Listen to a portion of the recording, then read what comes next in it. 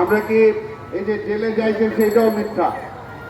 যেমনি তার নেত্রী বলে যে বিএনপির কোন নেতা কর্মীর নামে নাকি কোনো রাজনৈতিক মামলা নাই। যে বিএনপির নেতা কর্মীদের যদি খালেদা জিয়া সহ তারেক রহমান সহ রাজনৈতিক মামলা না থাকে, তাহলে আপনার বিরুদ্ধে যে সমস্ত মামলা হয়েছিল তাহলে ওগুলো রাজনৈতিক মামলা না। তাহলে সেই মামলা আপনি প্রত্যাহার করলেন কিভাবে? বলে হাইকোর্ট ছেড়ে দিতে। আপনি কোনোদিন কোনো কোর্টে যায় ফেস করছেন এটা মিথ্যা মামলা, এই মামলা চলে না, কোনো কিন্তু হাজির হন নাই। তাই আজকের এমন একটা অবস্থান, আমি তো এর আগেও বলছি যে আমাদের বিএনপি বিষয়ক সম্পাদক, কিন্তু আওয়ামী লীগের সেক্রেটারি জেনারেল না, হইল বিএনপি বিষয়ক সম্পাদক ওবায়দুল কাদের। উনি প্রতিদিনই খালি বলেন বিএনপি এইটা করলো, বিএনপি এইটা করলো, তারেক রহমান এইটা করলো। আজকে উনি সবসময় খালি এটাই বলে বেড়ান।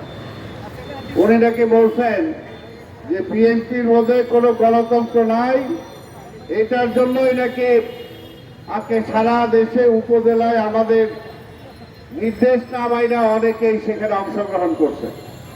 আরে ভাই, আগে নিজেরটা কর না, আগে নিজের দলের তো বলেন। বারবার হুমকি ধমকি দেওয়ার পরও তো আপনাদের দলের কাউরে এখনো বসাইতে পারেন নাই। আর নির্বাচনই তো বলছে, এটা নির্বাচন আমরা আর মামুরা, এর বাইরে কেউ নির্বাচনে আছে? আপনার চারদিকে তাকায় দেখেন না, আপনার যে বিরোধী দল জাতীয় পার্টির কোন প্রার্থী আছে? খুঁজেও পায় না। আপনার সাথে যে আরো কোন 15 দল না কয়জন বানাইছেন, ওই 15 দলের একজন করে 15 দল আছে কিনা এটা তালিকা দেন। আপনি যখন আমাদের তালিকা চান, এটাও তালিকা চাইলাম, দেন না, খুঁজে পাওয়া যায় না। কারণ কেউ আজকে নির্বাচনে যায় না, কেউ না। আবার বিএনপির 2-4 জন যারা গিয়েছে আমরা বলেছি তাদেরকে বিভিন্নভাবে নেওয়ার জন্য তাদের ব্যবস্থা গ্রহণ করা হয়েছে। আর বিএনপি যাই বা করবে কি? বিএনপি নির্বাচন করতে দেন না, জিততে দেন না, জিততে ক্ষমতায় বসতে দেন না, চেয়ারে বসলে তারপরে বলেন যে তার কোনো বরাদ্দ দেওয়া হবে না। আর সবচেয়ে বড় কথা যেটা আমরা বিশ্বাস করি, আরে জাতীয় নির্বাচনে তো আপনি খেয়ে ফেলেছেন। আজকে উপজেলা ইউনিয়ন পরিষদ দিয়ে কি হবে? আমরা জাতীয় সংসদে নির্বাচন চাই। আগে জাতীয় সংসদে নিরপেক্ষ নির্বাচন হবে তত্ত্বাবধায়ক সরকারের অধীনে, তারপরে সেই সরকারের অধীনেই অন্যান্য সব নির্বাচন হবে। বিএনপি কথা কয় কেন? বিএনপির ধর আর ছেলে বাধা। আর আমাদের কিছু ওয়েলিশন আছেন, তারাও বলেন আরে বিএনপি কি করলো, বিএনপি কি করলো। আরে বিএনপি কি করবে?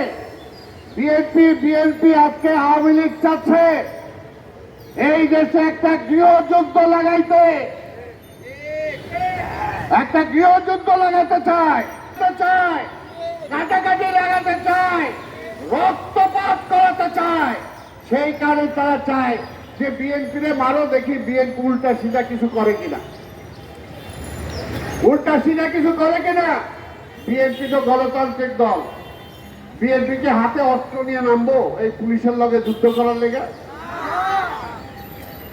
বিএনপিকে আইন অমান্য করে ওই কোর্টে যারা আছেন তাদের বিরুদ্ধে কি আমরা যুদ্ধ করব? আমরা বারবার বলেছি,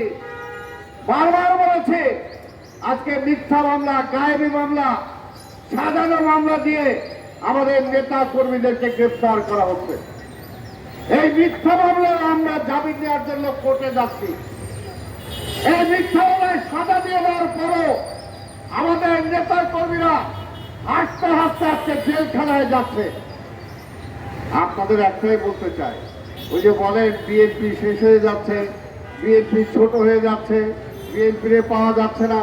আরে যে দলের নেতা কর্মীরা বুক পেতে দেয় গুলির সামনে, যে দলের নেতারা আস্তে আস্তে জেলে যায়, সেই দলকে কখনো শেষ করা যাবে না, শেষ করা যায় না। ইতিহাসটা বলে না, কিন্তু আপনারা চাচ্ছেন, আমরা তো বলেছি পুলিশ আমাদের শত্রু না, কিন্তু পুলিশের মুখোমুখি আমাদের দাঁড়া করায় দেয়। পুলিশকে বলেন গুলি করো, মারো ওদেরকে। আমরা এর আগেও বলেছি অন্যায় অবৈধ আদেশ আপনারা মানেন না, কিন্তু ওনারা চাকরি বজায় রাখার জন্য সেটা করে। চাকরি বজায় রাখার জন্য সেটা করে। কিসের মামলা? পুলিশ বাদী, পুলিশের সাক্ষী দিয়ে দেয় সাজা। কোনো সাক্ষী কিছু নাই। পত্র পত্রিকায় লেখে ওই জায়গায় কোনো ঘটনা ঘটে নাই, কিছুই হয় নাই, পাবলিকও বলে নাই। কিন্তু না, আওয়ামী লীগ পুলিশকে দিয়ে বলে না ওইখানে হয়েছে, এটা আপনাকে মানতে হবে। আর বিএনপি করে আমরা তো চ্যালেঞ্জ দিলাম, পারলে যদি সাহস থেকে আসেন না, আপনি যারাই বলেন নিরপেক্ষ একটা সরকার আসুক, গদি থেকে নাইমা আসেন, আমাদের মতো পাবলিকের জায়গায় বসেন, তারপরে নির্বাচন হোক, দেখা যাক এই রিক্সাওয়ালারা আপনাদেরকে 100 ভোট দেয় কিনা।